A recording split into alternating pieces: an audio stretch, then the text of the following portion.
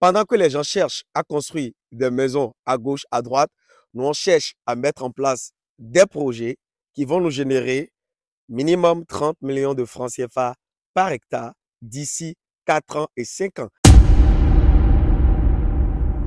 Ah, je n'attends rien. Vraiment, il faut parler comme agriculteur moderne. Agriculteur moderne. Très bien, maintenant je vais voir sur le micro marche. Voilà, ça marche. Agriculteur moderne. Agriculteur moderne. Agriculteur moderne. Agriculteur moderne. Est-ce que la conférence vous a plu? Oui. Si elle vous a plu, applaudissez pour vous-même.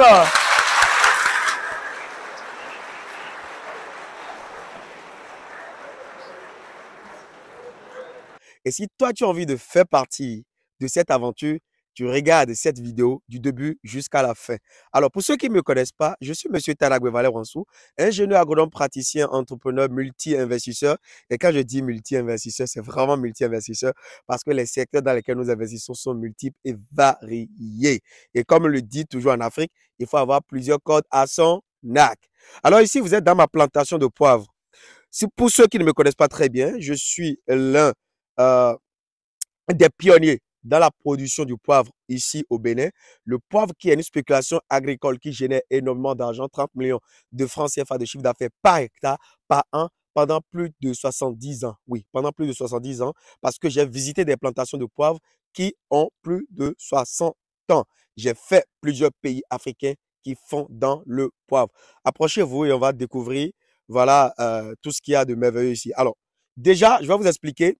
Le poivre, c'est une culture de sous-bois et c'est la troisième épice la plus rentable au monde après le safran et la vanille.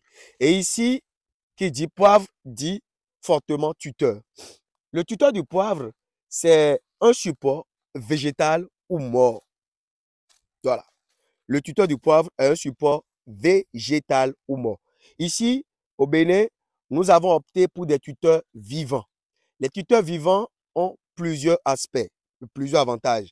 Ces tuteurs vivants vont créer un microclimat qui va permettre au poivrier d'être à l'aise et d'exploser le maximum de son potentiel génétique.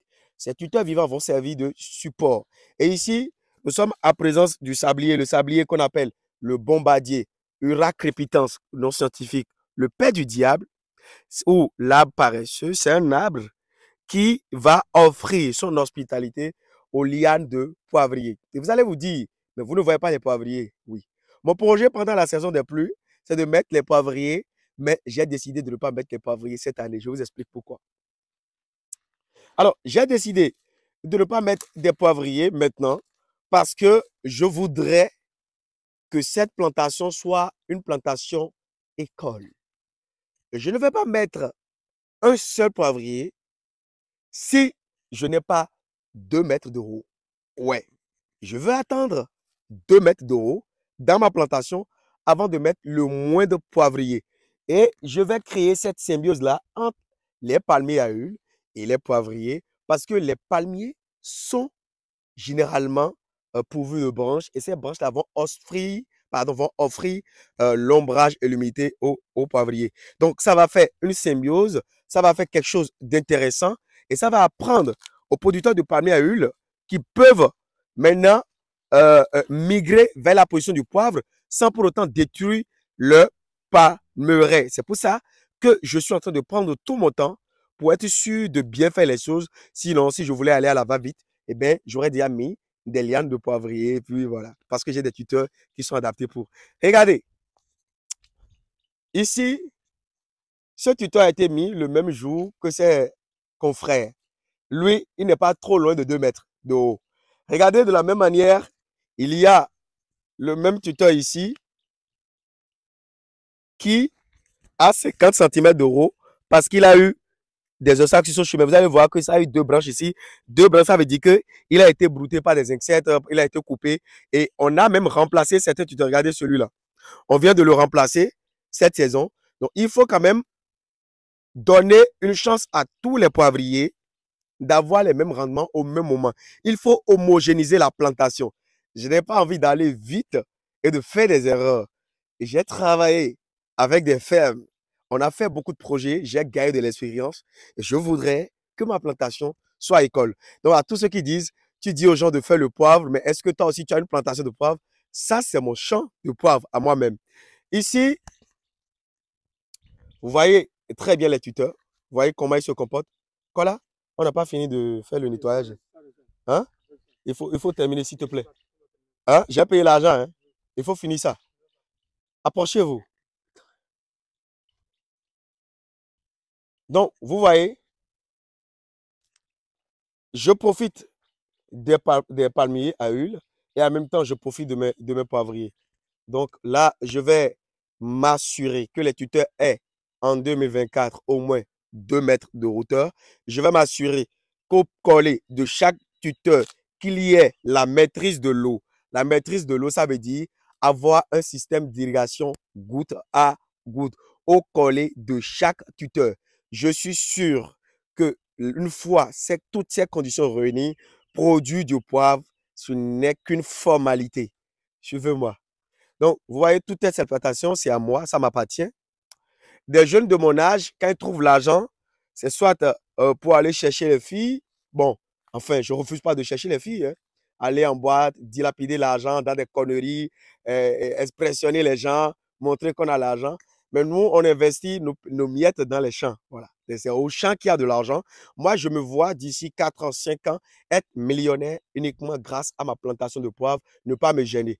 On ne dit pas ça pour que vous veniez faire le poivre. On dit ça parce que c'est la vérité, parce que c'est la réalité. C'est une culture incroyable. Et en plus, quand vous récoltez le poivre, vous pouvez le stocker pendant plus de 10 ans sans détérioration de la qualité voilà, de l'épice. Donc, je crois que c'est une opportunité à saisir pendant qu'il est encore temps. Même les pionniers qui vous parlent du poivre, leurs plantations sont encore vierges. Là, on prend tout le temps. La production du poivre, c'est un processus. Ce n'est pas pour les gens qui sont pressés. C'est tout un processus, pardon. C'est étape par étape, step by step. Vous voyez ici, on a fait beaucoup de remplacements ici. Et je vous raconte une petite histoire.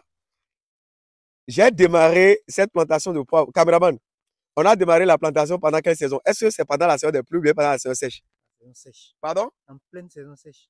Et est-ce que tu y croyais? Non, non, nous on doutait. Et tu m'avais traité de fou, non? Oui, parce que Hein? on n'avait pas de pluie, Hein? on n'avait pas d'eau. Très bien. J'ai mis des millions pour gagner ce temps-là. Si j'avais attendu cette saison, je n'allais pas avoir des sabliers qui ont 1 mètre. Mon frère, tu vois ça, non? Je n'allais pas avoir des sabliers qui ont 1 mètre. Même Kola me disait, il faut attendre, monsieur. Attendez la pluie d'abord. Mais j'ai mis, aujourd'hui, j'ai raison. Parce que certes, on a eu des mortalités, mais on n'a pas un taux de mortalité de 20%. Non, ce n'est que 10% et on en a remplacé. On a gagné du temps. C'est de ça que je parle. On a gagné du temps. Et là, je suis en train de vouloir même associer des tarots, voilà, aux poivriers parce qu'ils sont en condition de sous-bois et le taro se développe même en cas d'extrême humidité. Donc, c'est pour vous dire que cette plantation, c'est pour tous les Africains qui veulent apprendre de poivre. C'est une ferme école. Je fais bien les choses mollo, mollo, step by step. Et si vous avez envie d'investir dans le poivre, contactez mon numéro. On va travailler ensemble, peu importe votre pays. Le Bénin est libre pour tout le monde. L'Afrique, c'est pour tout le monde. On veut vraiment booster cette culture. On veut ramener cette culture à un niveau comme ça. Donc, voilà ma propre plantation. Je ne suis pas un coach, je ne suis pas un motivateur. Je vous parle de ce que j'expérimente. Je vous parle de ce que je fais moi-même. Et cette plantation, je l'ai installée pendant la saison sèche. Merci d'avoir suivi cette vidéo du début jusqu'à la fin. N'hésitez pas à liker la vidéo, à vous abonner, à partager la vidéo si vous pensez qu'elle vous a apporté de la valeur. Merci. Ciao, ciao.